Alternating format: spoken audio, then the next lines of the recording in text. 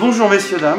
Bonjour. Je vais me permettre de vous poser quelques petites questions. Bon, on a déjà un petit peu discuté au départ, mais je voudrais vous poser une question qui est... On va parler du confinement. Hein.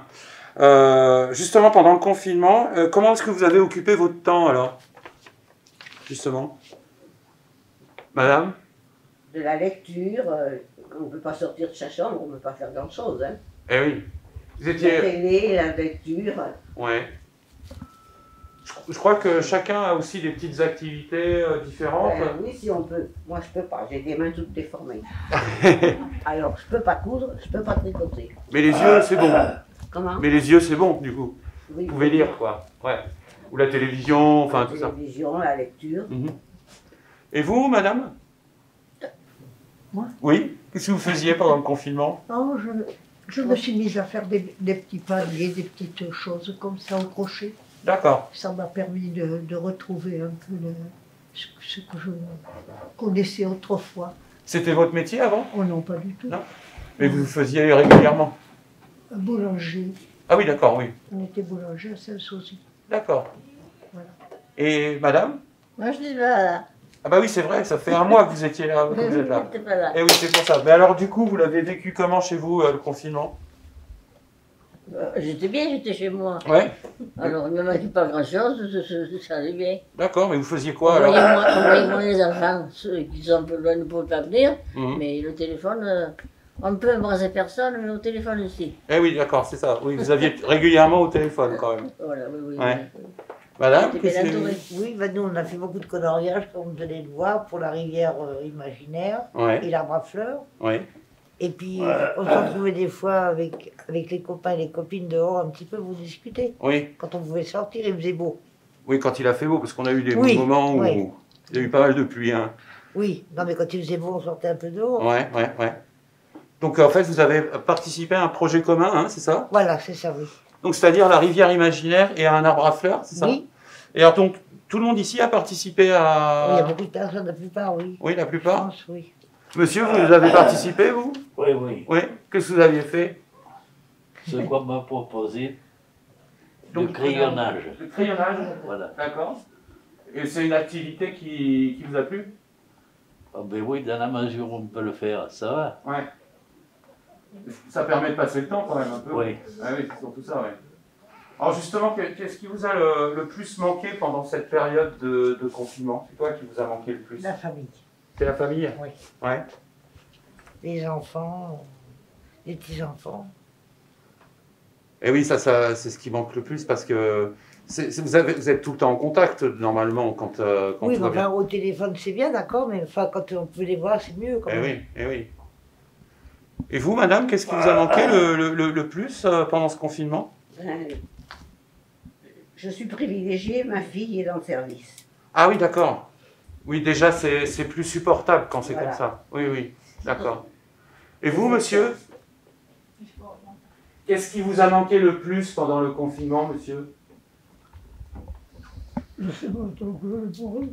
Non? Vous n'avez pas eu de manque spécial Non. Non. Tout s'est bien passé. Je me trouve très bien ici. D'accord. Ah oui, Ce qui fait, oui, vous connaissez beaucoup de monde ici? pas tellement, mais enfin, on fait connaissance. Hein. Oui. Il ne faut pas rester enfermé dans sa coquille. C'est ça, il faut sortir un peu. Oui. Mais je trouve que ici, c'est une grande famille. C'est ça, d'accord.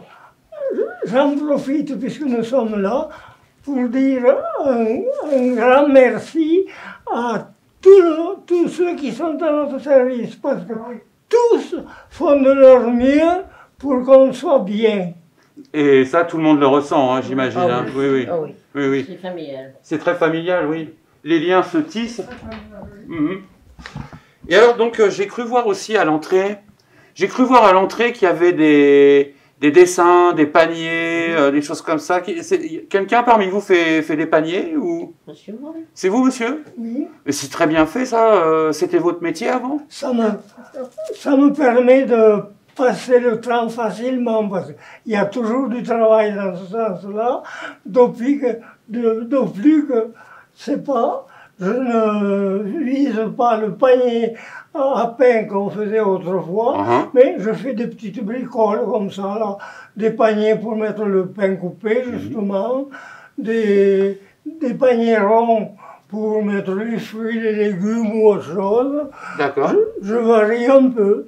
Ah oui, ok. Donc, mais c'était votre métier avant, monsieur? Vous étiez vannier, non, avant? Et Vous étiez vannier avant?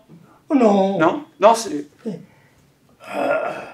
Cette croix Ouais. montre, et j'étais prêtre, et je le suis encore. Ah d'accord. Oui. Sur la commune ou la paroisse de Martel? Non, j'étais dans le canton de Beaulieu. Ah oui, d'accord, ok. Oui.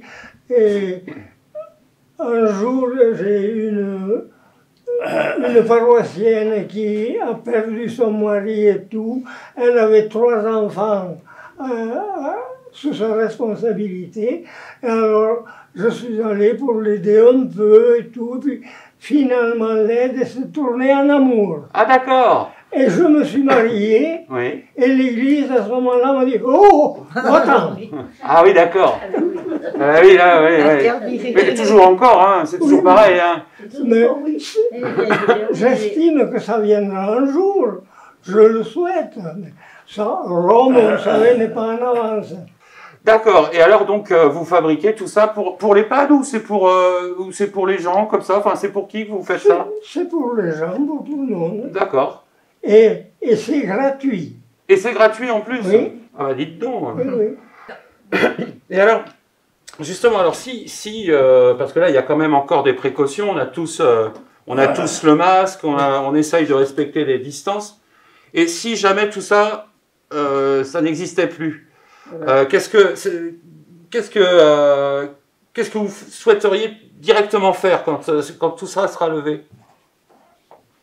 Quand tout ça sera levé, je crois que c'est loin. Vous croyez? Oui. C'est pas prêt de s'arrêter, d'après vous? Ah, malheureusement, non, je crois Non. pas. Non. D'après ce qu'on entend, D'après c'est ce pas qu'on prêt voit, de s'arrêter. d'après ce Ouais. qu'on voit aux informations, Je crois qu'ils malheureusement, vont ça passer revient. première main à essayer de Parce continuer. qu'il y a des gens notre qui travail. respectent pas, justement. Alors du coup, ben, vous vous préparez à vivre comme ça pendant longtemps? Ah, ben écoutez, On vit, malheureusement, je vous savez, crois. on vit un peu au jour le jour. Comment? On vit un peu au jour le jour Ouais. ici. Et vous disiez, madame? On a peut-être peur d'une deuxième vague quand même. Hein. Ouais. Moi, je sais que personnellement, je ne supporterai pas. Ah oui? Ouais. Ouais, c'est une question de famille, de ne pas voir la Même famille. tout, moralement. Hein. Moralement? Oui. Et puis manger dans la chambre le midi, puis voir les amis, puis voir les connaissances, non. On a fait ça une fois, c'est bon, mais pas 2. Ouais. Ah oui, alors donc du coup, et vous, madame, c'est pareil, comment vous vivriez, vous, si ça continuait comme ça? Ben, c'est pénible à vivre, hein. C'est pénible, hein? Oui. Ouais. Parce que, bon, j'ai ma fille. Oui. Mais à part ça, je ne peux recevoir aucune visite. J'ai des amis, j'ai de la famille, mais Ouais. ils ne peuvent pas venir. Eh oui. Alors on est un peu coupé du monde à ce moment-là. Et ça, en fait, le fait d'être coupé, pour le moral, c'est pas bon, quoi. Qu'est-ce que vous en pensez, madame? Ah oui, c'est vrai, ça. Oui. C'est vrai. Si les mesures, j'allais dire, les mesures sanitaires continuaient, comment vous le supporteriez? Je sais pas. Vous savez pas? On peut pas savoir, Ouais. on peut pas savoir comment on réagit. On pense qu'on va réagir d'une façon et on réagit pas toujours comme on le pense. Oui. c'est souvent. C'est une manière de se connaître, en fait, quelque part. Exactement, Ouais, ouais, ouais. On est rarement confronté à ça, parce que... Mais enfin, j'ai été heureuse d'être ici parce que je trouve qu'on s'occupe bien de moi. Oui, d'accord. Et pareil, vous avez aussi ce sentiment un peu familial. Oui. D'accord. Et Ok. il est vrai que je connaissais quelques personnes en arrivant. Oui. Donc, ces deux dames-là, je connaissais Simone. Oui. Et puis nous avons fait de charmantes connaissances Oui. avec qui nous jouons aux cartes, on passe notre temps. Disons que, est-ce que le fait que tout le monde s'entende bien, Ah oui, ça permet de passer... C'est essentiel, ouais. c'est essentiel. Oui. C'est essentiel. Ah oui. Ça aide énormément, énormément. Des fois, on rigole bien. Eh, j'espère bien. L'ambiance est bonne quand même. L'ambiance est bonne, ah oui. L'ambiance est bonne. Et vous, monsieur, si ça devait continuer, ces mesures de protection, comment vous le vivriez? On s'adapte, hein. Le fait de toujours pas voir la famille et tout ça, ou les amis, comment... Mais la famille, on les a au téléphone. Ouais, ça vous suffit? Oui, pour le moment. Pour le moment. Et vous, monsieur? C'est pareil que monsieur, la famille, on ne la voit pas pour la bonne raison qu'il y a eu le confinement. Bon, le côté organisation de l'EHPAD, c'est parfait, je dirais bien, et j'insiste, c'est parfait. D'accord. Alors, on a passé une mauvaise période, c'est sûr. Maintenant, d'autre part, on a une lacune, c'est que moi qui suis briviste, on n'a aucune communication entre Brive et Martel. Ce serait beaucoup plus facile d'avoir, par exemple, tous les 15 jours ou tous les mois, peut-être un contact entre Brive et Martel. Voilà, une navette, quoi. Voilà. Une petite navette. Une petite navette. Ah oui, bon, ben ça, faut retenir, ça, c'est une bonne idée. Hein, c'est une bonne idée. Il a raison. Oui, vous pensez aussi ça?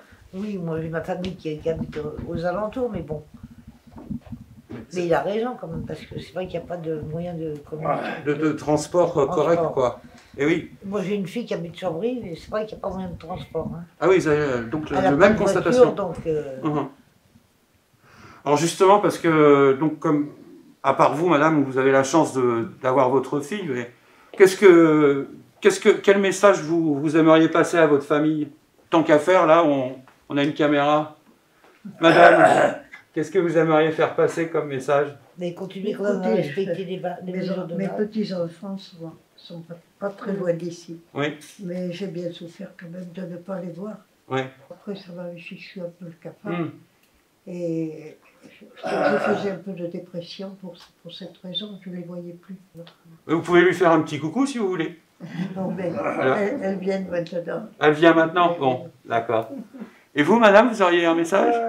Moi, j'ai mon fils à Brive et il vient me voir toutes les semaines. D'accord. Voilà. Donc, quand même, il y a quand même une possibilité, quand même. Hein. Oui. En fait, je suis resté longtemps sans le voir, quand même. Et vous, madame? Vous auriez un message à faire passer? Non, moi, j'ai pas vécu ici. Ce qu'ils ont vécu, mais c'était pareil, j'étais dans un petit village. Et je voyais quelques voisins, mais tout le monde restait quand même bien dans sa maison. Et les enfants, c'était plutôt le téléphone que venir. Oui. Mais j'en ai de près, j'en ai de loin. D'accord. Mais ceux de près ne pouvaient pas venir plus que ceux de loin. Ah oui. Et bien, ceux qui sont sur Brive... C'est pareil, toujours le même problème alors. C'est toujours le même problème. Ah oui, oui. Alors finalement, ici, je vois davantage de monde. Et quelqu'un aurait un message à faire passer? Oui, s'il vous plaît. Oui. De dire aux jeunes, respectez les mesures. Parce que franchement, c'est pour nous, pour vous et pour nous aussi. Hein. Parce qu'on voit à la télé des reportages, c'est affreux, quoi. Tout le monde a envie de liberté, hein. Oui. Tout le monde. Il faut respecter parce que nous, on est âgés et on prend en premier. Hein. Et oui. Et après, on est confinés, on ne voit plus personne, quoi. C'est ça. Respectez les mesures. Pour vous aussi, hein. Eh oui, c'est important. C'est tout à fait important. Merci de le rappeler, en tout cas. Merci beaucoup. Eh bien, messieurs, dames, merci beaucoup d'avoir répondu à toutes nos questions. C'est vraiment sympa. Et puis, bon, bah, maintenant, on va passer au personnel. Et puis, on va aussi filmer un peu tout ce que vous avez fait. La rivière imaginaire, l'arbre à fleurs, monsieur qui a fait ses jolis paniers. Et puis, en tout cas, on vous souhaite vraiment toute la santé qu'il faut. Merci beaucoup. Et puis de continuer à être si bien ensemble. Parce que ça, c'est beau ce que vous nous avez dit aujourd'hui. Merci beaucoup. Merci messieurs, dames. C'est le pilier. Eh oui, c'est ce qui importe le plus. C'est le pays. Mais on le doit beaucoup à la maison et à tout le personnel aussi. Ces dames qui sont dévouées pour nous aussi. Eh oui, eh oui. On voit bien. On voit bien. Merci beaucoup. Oui, c'est vrai que sans elle, il resterait beaucoup de temps, on ne saurait que faire. Et on calculerait un peu trop, peut-être. Oui. D'ailleurs, vous auriez le moral à zéro parce que ça... Oui, ça. Eh oui. Mais non, il faut rester le moins possible dans sa chambre et aller vers les autres. C'est ça. De toute façon, vous avez des activités tous ensemble quand même. Moi, je suis rarement dans ma chambre. Des fois, les infirmières me cherchent, elles me trouvent. Est-ce que vous êtes dans la chambre de quelqu'un d'autre ou... Parce que je fais au Scrabble ou je fais à la belote où il y a une activité. Ouais. Bon. Une des grandes activités ici, Oui. c'est la belote. La belote. Ah oui. Tout le monde joue là, tout le monde joue à la belote. La plupart, oui. Ouais. Oui. Et alors, qui est-ce qui gagne le plus souvent? Ben, ça dépend. Ça dépend. Alors, bien souvent, c'est les femmes contre les hommes. Bon, Ah bon bien souvent, c'est les femmes qui gagnent. Ah oui? Désolée. Ouais. C'est comme ça. Faites pas d'équipe mixte? Ça arrive de temps en temps. C'est les femmes qui gagnent quand même. Hein. C'est souvent Oui. les femmes qui gagnent, Ouais. je le confirme. Des hommes. Ça vaut rien, ça vaut rien. Non, c'est pas ça, mais ils trichent. Ils trichent. Non, Si, si, vous ça trichez? triche. Vous trichez à la belote? Non, non, ils Voilà, trichent oui.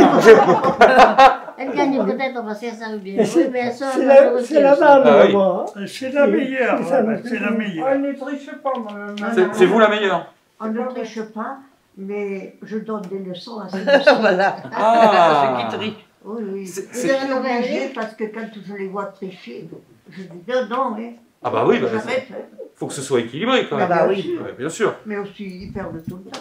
Ah mais ça c'est comme dans la vie ça. C'est toujours les femmes qui gagnent plus, hein, je pense. Hein. Oh non. croyez pas Oh là. Non? On nous laisse de côté, les femmes. C'est vrai? Oui, oui. Vous prenez, Les votre, hommes sont. vous prenez votre revanche alors là? Bien sûr, tant qu'on peut. Vous avez bien raison. On ne se laisse pas impressionner et ça fait rien, même qu'il y ait un chef. Mais vous savez, Rien. en face de Ouais. l'autre. Ça, En face de l'autre. Ils perdent, mais ils reviennent jouer avec nous quand même alors. bah, ils prennent peut-être un peu de leçons. Mais Non, c'est mais que ça leur fait plaisir de je jouer avec nous quand même. Eh ben oui. Non, puis bon, après c'est pour Ouais, c'est pour rire. être ensemble. Oui. Mais bien sûr. Ouais, C'est ouais, pour passer bien une sûr. bonne, Non, bonne mais la après-midi. direction, là, quand elle commence à faire comme ça, là, il y a quelque chose qui va pas. Pour faire Ce sont des, Il faut monter. ce sont des professionnels Mais non, mais et non, mais nous non. autres, nous sommes des débutants. des débutants amateurs. Sûr que nous sommes contents d'être ici. Il y a même une chanson sur Martel. Ah, Ah oui, oui. il y a une chanson sur Martel. Oui. C'est-à-dire, c'est qui chante alors ici? Qui l'a faite, au fait, cette chanson? Monsieur Madame Laurent.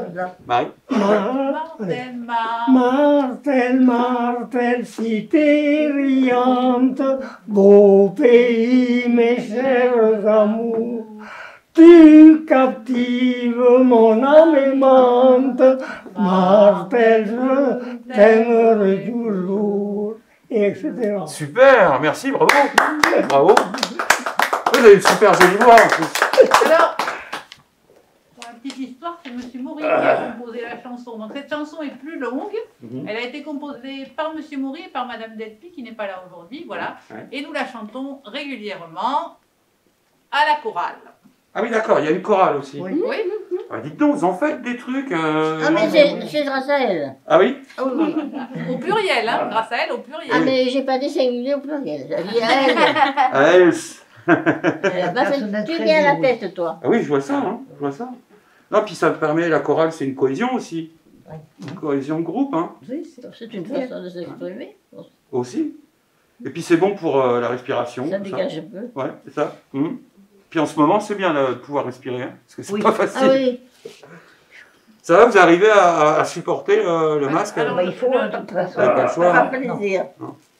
Moi, j'arrive pas trop. Je C'est vrai. plains ceux qui sont obligés de le porter Et je toute la plains journée. Oh là là. J'ai le cœur qui s'arrête. Ah oui? Parce que vous avez du mal à respirer? Ah oui, quand Ouais. même un peu. Puis en plus, on sue là-dessous, là. On transpire, oui. Oh là là! C'est vrai qu'on a du mal, hein, quand même. Ouais, ouais, ouais. Ceux qui Ah donnent bah, tous les jours, il les faut le pauvres. mettre parce que Bah oui. Ah oui, les gens qui travaillent, qui mettent le masque, ça ne doit pas être facile. Il faut protéger tout le monde. Hein. Bah oui. Bon.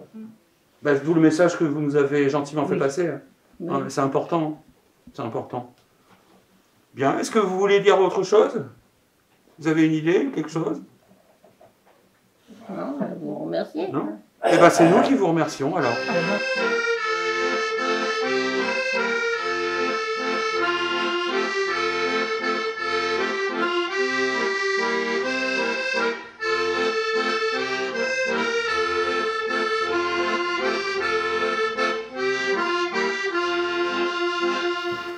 Donc bonjour à tous, je vais juste vous demander de vous présenter rapidement. Alors, Marc Pordigon, je suis le directeur adjoint de l'EHPAD de Martel. D'accord. Alison Noves, je suis la psychologue spécialisée en gérontologie de l'EHPAD de Martel. Animatrice, Laurent Valois, animatrice à l'EHPAD de Martel. Voilà. Emeline Dousseau, animatrice à l'EHPAD de Martel. D'accord, donc on a bien compris qu'on était à l'EHPAD de Martel. Exactement. Justement, combien comptez-vous de résidents à peu près là?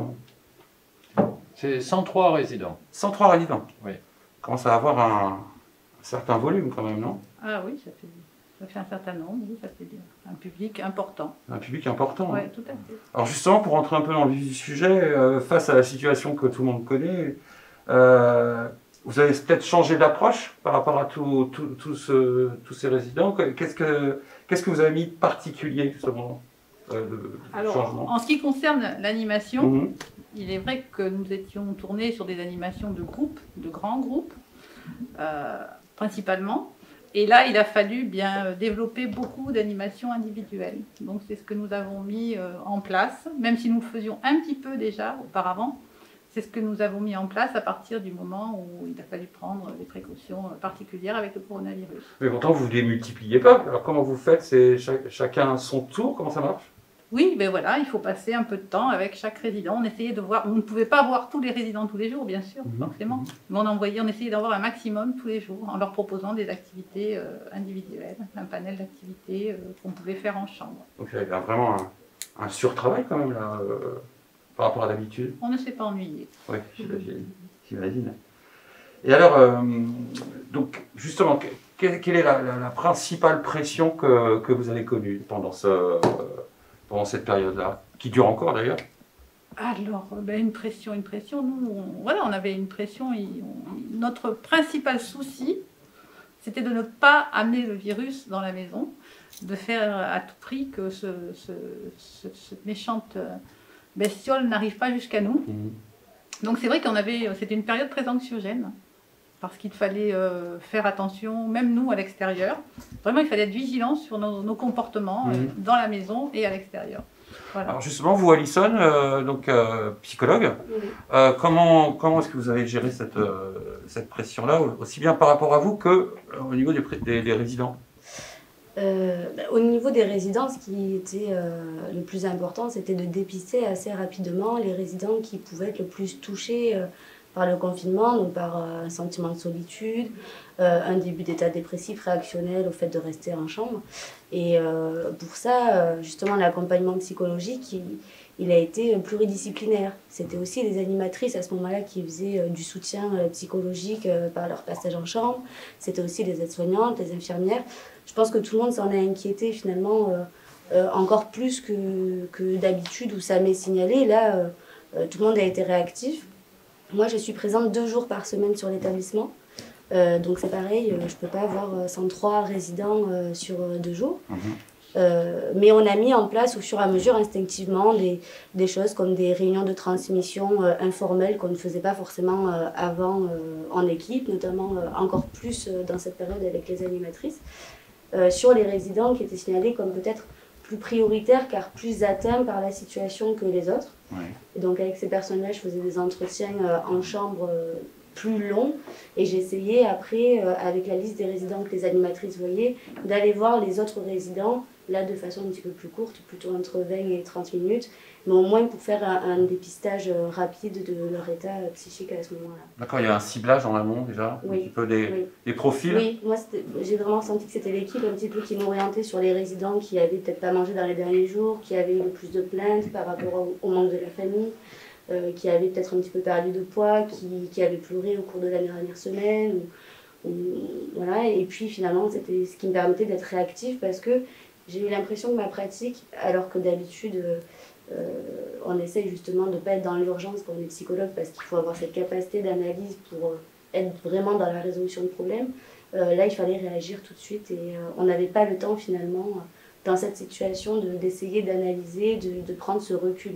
Là, je pense que c'était finalement trop important pour les résidents pour pouvoir voilà, prendre ce recul-là, ce temps et cibler les interventions. Voilà, j'arrivais, il fallait intervenir de suite parce qu'il y avait un maximum de résidents à voir. Et alors, cette urgence, est-ce qu'elle a été aussi exacerbée par rapport, j'allais dire, à des prises de décision plus politiques, etc. Enfin, toutes les choses à mettre en place. Est-ce que vous avez ressenti aussi une pression par rapport à ça?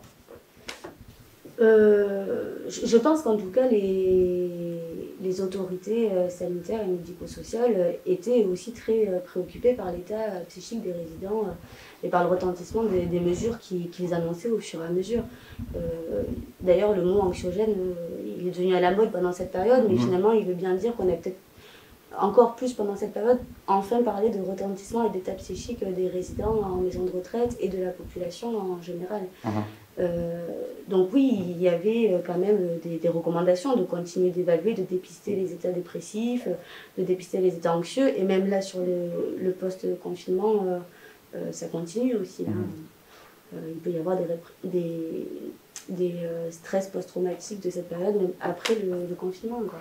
Et alors là, justement, au niveau administratif, est-ce que cette pression-là de changement, parce qu'on ne savait pas toujours ce qu'il en était chaque jour qui passait, et il a fallu peut-être s'adapter au jour le jour à ce qu'on pouvait vous préconiser. Comment ça s'est passé?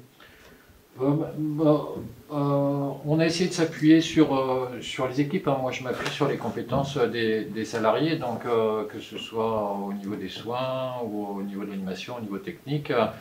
Donc on essayait, chaque semaine on se réunissait et puis on essayait de voir ce qu'il fallait mettre en place. Hein. Et puis voilà, moi mon rôle c'est ça, hein, c'est d'arriver à faire le lien entre les différentes compétences de tous les salariés de l'EHPAD et après de prendre des mesures qui s'imposent. Mais c'est vrai qu'il y avait parfois un décalage entre ce qui était annoncé par le gouvernement ou le président, l'ARS, donc nous c'était à nous de nous adapter. Hein, voilà. Donc, mais ça s'est très bien passé. Ouais. Dès le départ on a fait ça et ça a été...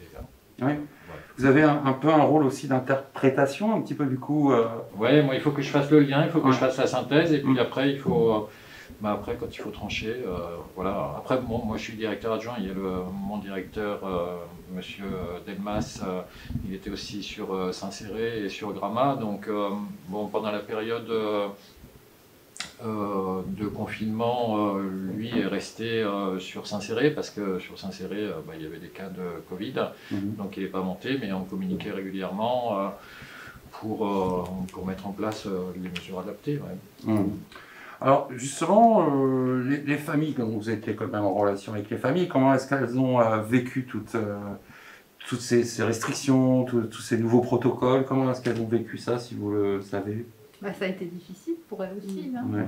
Elles étaient inquiètes. Elles étaient on inquiètes. essayait de communiquer le plus largement, enfin le plus souvent possible. Hein. On envoyait des courriels aux familles, donc régulièrement par rapport à la situation nationale et par rapport à ce qui était annoncé, on envoyait régulièrement.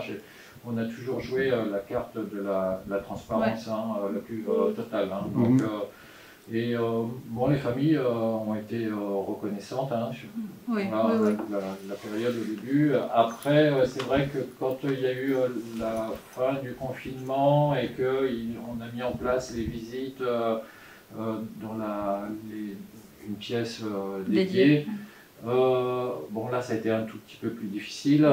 Et puis à la fin, voilà, il leur tardait de pouvoir retrouver une situation normale, mais on a pu voilà, compter sur l'appui des familles. Là, ça a été Non, ça s'est bien passé. Et leur compréhension, apparemment, vous n'avez pas eu non plus de pression psychologique à gérer encore en plus à l'extérieur, parce qu'il y a ce côté-là qui n'est pas évident. Pas de pression psychologique, mais après, ils étaient quand même très inquiets.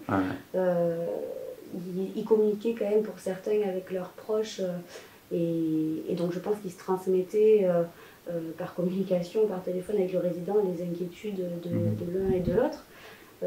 Et puis ils avaient besoin, surtout les familles, je pense, d'informations, en plus des mails qui étaient faits, je crois, quasiment chaque semaine, il y a eu un mail. En plus des mails, je pense qu'ils avaient besoin d'avoir quelqu'un au bout du téléphone ou par mail, mais avec un mail que pour eux, qui les informait sur l'état de leurs proches et qui allait les rassurer pour leur dire qu'on allait faire le maximum pour que cette période se calme et que les résidents en sortent avec le moins de répercussions, de retentissements possible. C'est une nouvelle manière d'avoir une communication. C'est ça, je pense que certaines familles ont voulu avoir les nouvelles de leurs proches, puis aussi les nouvelles de l'établissement et les nouvelles après de différents professionnels pour en faire peut-être une petite synthèse et être vraiment rassurés. D'accord. Plus les entretiens Skype. Hein, oui. Ah oui, ça aussi c'est important. On a mis en place des rendez-vous Skype tous les jours de la semaine. Ça va, vous avez une bonne connexion Non, ça allait. Il ne faut pas trop se plaindre. Même si on a eu quelques couacs, mais bon. Emeline, elle rigole là, parce qu'apparemment, c'était pas ça. Au début, ça a été compliqué, complexe, mais je pense que ça a été bénéfique pour tout le monde. J'avais un lien virtuel avec leur famille. Vous, parce que quand vous êtes animatrice, donc, vous avez utilisé aussi un petit peu, dans un protocole particulier, cette communication via Skype. Vous avez, je sais pas, par rapport aux résidents, vous leur avez dit, on pouvait avoir votre famille, ça fait pas. Tout à fait. On en a informé les familles par mail, justement. On en a informé les résidents, et puis ceux qui le souhaitaient, ils nous contactaient. Et on prenait des rendez-vous quotidiens. Voilà. Donc vivement la fibre, quand même. Oui. Alors là, par rapport à la ville de Martel, je crois savoir que vous avez mis en place tout de même aussi une relation entre les habitants de Martel et l'établissement. Comment ça s'est passé? Il y a eu une belle réponse de la part des Martelais? Alors, ce lien a été mis en place par l'ancien conseil municipal. Oui. Voilà. Vous en avez été acteur. Puisque vous avez relayé l'information régulièrement. Je crois que M. Pardigon avait aussi passé un message de remerciement aux Martelais. Donc oui, les Martelais nous ont envoyé des friandises. Donc il y avait une cagnotte chez Bottero et à Vival. Voilà, donc on a eu régulièrement des friandises et pour le personnel et pour les résidents. Voilà. Qui a été bien sûr très apprécié. Monsieur Bottero aussi a fait des gestes particuliers puisqu'il a offert des viennoiseries, il a offert des pâtisseries, donc voilà, ça a été très très apprécié. Ensuite, il y a eu un échange qui s'est fait d'abord avec les enfants des écoles qui ont envoyé des dessins pour décorer les chambres des résidents. Donc toutes les semaines, on avait des dessins qu'on distribuait, c'était touchant. Vraiment, les résidents étaient touchés par ces gestes-là. Et une institutrice de la maternelle donc, nous a parlé d'un projet. Donc. Elle nous a dit, tous les ans, nous on fait un arbre imaginaire, un arbre à fleurs imaginaire. Est-ce que vous acceptez d'y participer? Donc on a dit oui. Donc on a échangé des dessins. Voilà. Et chacun de notre côté, on a fait notre arbre à fleurs. Voilà. D'accord, c'est un projet intergénérationnel qui va se poursuivre dans le temps? Alors à la suite de ça, étant donné qu'il fallait trouver des activités individuelles, on leur a proposé avec Emeline de continuer. Donc on a contacté les institutrices et on est parti sur un projet de rivière imaginaire. D'accord. Voilà. Donc les enfants, c'est pareil, ont envoyé des dessins et on vous montrera ça tout à l'heure. Voilà, ça a pris forme et c'était très réussi. Les résidents en sont très fiers. Ils ont souhaité mettre ces deux créations dans la salle de kinésithérapie, puisqu'on a un éducateur sportif qui est là 3 jours par semaine. Et où on a maintenu, ça a été maintenu pendant le confinement parce qu'on a trouvé c'était important que les résidents puissent continuer à avoir une activité physique pour lutter contre la dépendance. Et donc ils ont tenu vraiment à décorer cette pièce-là puisque c'était un lieu pour eux convivial parce que voilà, ils arrivaient à se retrouver à 2-3 dans cette salle pendant le confinement. Donc voilà, cette pièce est devenue pour eux vraiment un endroit central. Ouais, tout à fait. D'accord, oui. Oui. Ça, c'est des projets donc, qui vont se maintenir dans l'avenir. Ça, c'est quand même une bonne nouvelle. Enfin... On espère, de toute façon, avec l'hiver qui approche, il est certain que tous les échanges que nous avions dans le temps vont être un peu remis en question. Donc il va falloir qu'on se projette sur des projets à distance. Ouais. Donc on a commencé à en parler aux institutrices, je pense qu'on va faire de même avec le Rionnais. Et on essaiera de faire des créations qu'on échangera. Voilà. En fait, est-ce que cette période-là vous a permis de réinventer, entre guillemets, d'autres choses, en termes d'animation notamment, ou même en termes de gestion des résidents ou du personnel? Est-ce que ça a apporté quelque chose de positif, en fait, cette chose-là? Ça a confirmé que l'aspect social et psychologique était quand même extrêmement important, parce que souvent dans les représentations collectives, les EHPAD c'est juste un petit peu des soins et du nursing, voilà, l'aide au repas, l'aide à la toilette, mais on a vu que vraiment le contact, voilà, la chaleur humaine, c'était une chose qui était très importante. Voilà. Et donc après, il faut qu'on arrive à développer toutes ces activités individuelles ou en petits groupes. On a acheté aussi des tablettes. Voilà, il faut qu'on se réinvente perpétuellement, mais voilà. Oui, parce qu'on a tendance dans l'inconscient collectif à considérer les établissements EHPAD un peu comme des endroits où les gens ne font pas grand-chose, où ils sont là, on les casse, mais c'est pas du tout ça, on le voit bien, ça n'a rien à voir. Quoi. Après, nous, on parle pour Martel. Après, dans les autres établissements, je ne sais pas comment ça se passe, il y a des animateurs. Restons marteau martelé. Oui, je veux dire, voilà, on peut pas juger de ce qui se fait ailleurs, mais c'est vrai qu'à Martel, on est très soucieux de ce qui est du lien social. On lutte contre l'isolement, en proposant beaucoup d'activités, c'est vrai. Oui, c'est vrai, on tient vraiment à ce que les résidents, ils sont pas là de gaieté de cœur. C'est vrai que la plupart présentent des dépendances, il faut pallier un peu à ça, il faut leur permettre de continuer à avoir des projets, même si ce sont des projets à court terme. Donc il faut qu'on se réinvente, voilà. On va tâcher de continuer à se réinventer pour leur proposer toujours des activités, des projets, malgré la situation actuelle. Voilà. Et c'est vrai qu'on a touché une subvention de 2 000 € du Crédit Agricole, donc il nous a permis d'acheter des tablettes avec des jeux de mémoire, voilà, des jeux connectés. Et aussi, on a deux nouveaux ordinateurs pour pouvoir faire plus de Skype. Parce que c'est vrai qu'on était soumis à des protocoles quand même assez contraignants, après chaque Skype, il fallait désinfecter le matériel, et il fallait laisser un temps de pause de 20 minutes. Ah oui. Donc ça limitait les Skype dans le temps. Là, vous tournez en fait. Voilà, donc on faisait ça avec un ordinateur, donc maintenant on va en avoir 3. Même si nous ne sommes toujours que 2, mais ça va nous permettre de faire un roulement et d'augmenter la fréquence des rendez-vous Skype si on doit en remettre en place.